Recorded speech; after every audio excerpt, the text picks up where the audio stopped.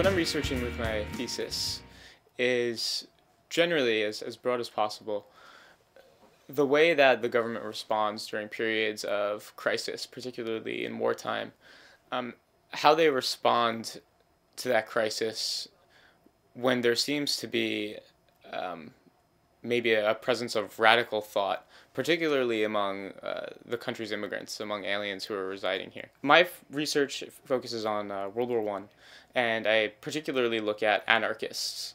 Now, in 1901, President McKinley was assassinated by a man who called himself an anarchist. So this really got the country into a frenzy about the presence of anarchists in the country and the threat that they would potentially subvert the government.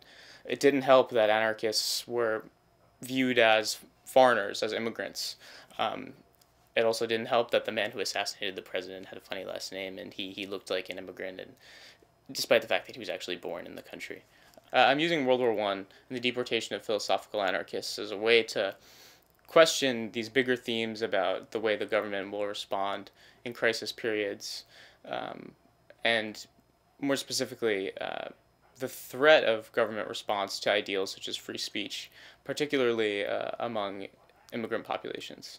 After September 11th, the federal government went on this kind of deportation raid, essentially. They arrested thousands of Arab and Muslim men in the country because it was feared that they had some sort of connection to terrorism. It's been revealed as time went on that these men really had nothing to do with the attack and that they were not a threat at all. The question really, as far as drawing a parallel, is why is the government still responding in such a way that they're kind of suspending the rights of individuals when they don't have any evidence to suggest that that's what they should be doing? It is important, I think, to recognize the fact that this is something that's happened again and again in our history.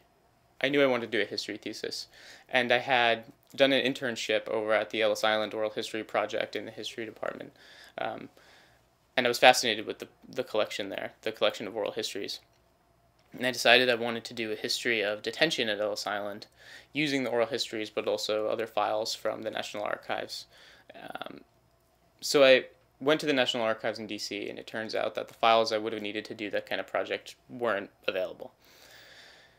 But while I was looking for files that never turned up, I found these deportation files about aliens who were being deported by the Bureau of Immigration in World War I for philosophical anarchism. It turns out that these philosophical anarchists were essentially being deported, or at least the Bureau was trying to deport them, just because they had what were considered radical ideas. Even though they didn't believe in the use of violence, they thought that people would change their ideas through education and things of that sort. So as time went on, the thesis really kind of transformed into being about the suppression of aliens, the suppression of free speech, the suppression of civil liberties, that sort of thing. My faculty advisor is Virginia Yans of the history department, and she is an immigration historian, very well respected in the field. Professor Yans really got me in touch with people and got me talking about my ideas, which not only helped me think about